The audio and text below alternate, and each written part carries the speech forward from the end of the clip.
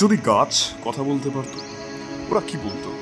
আমাদের মতো অস্থির, ব্যস্ত, অচেতন মানুষের কথা, যারা কখনো শোনে না, শুধু কেটে চলে, জ্বালিয়ে দেয়, আর তারপর ভুলেও যায় যে একদিন গাছও ছিল আমাদের পাশে।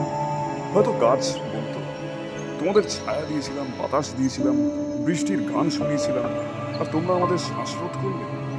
কত শতাব্দী ধরে ওরা দাঁড়িয়ে থেকেছে নীরব পাহারাদার হয়ে, জীবনের দাতা, প্রাণের ছায়া, পাখিদের ঘর, শিশুদের খেলার সঙ্গে।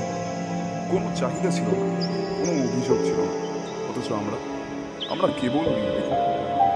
জঙ্গল কেটে পুকুর বানালাম, মাটিতে বিষ ঢাললাম, শিকড়ে প্লাস্টিক ঠাসা, আর আকাশটাও ভরিয়ে দিলাম ধোঁয়ায়।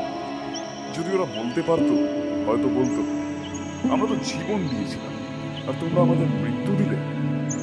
তবু গাছের হয়তো আজও ক্ষমা করে দিতে চাইবে, কারণ গাছ রাগ করে না, প্রতিশোধ নেয় না। গাছ কেবল সেবা করে, নীরবে, ধৈর্যে, অবিরত। ওরা শুধু চায় তুমি একটুখানি থামো, শোনো, আর মনে রাখো, একটা বীজও একদিন একটা বন হতে পারে। এখনো সময় আছে, গাছের জন্য নয়, আমাদের নিজেদের জন্য। কারণ গাছের কণ্ঠ আমরা হয়তো দিতে পারবো না, কিন্তু ওদের কণ্ঠ হয়ে পারি আমরাই। তাই শেষ কাজটি পড়ার আগেই আমাদের দাঁড়াতে হবে। গাছ লাগাও, রক্ষা করো, আর একটা অঙ্গীকার করো এই পৃথিবীটাকে বাসযোগ্য রাখতে। পৃথিবী তোমার অনুশোচনা চায় না, চায় তোমার করণীয়।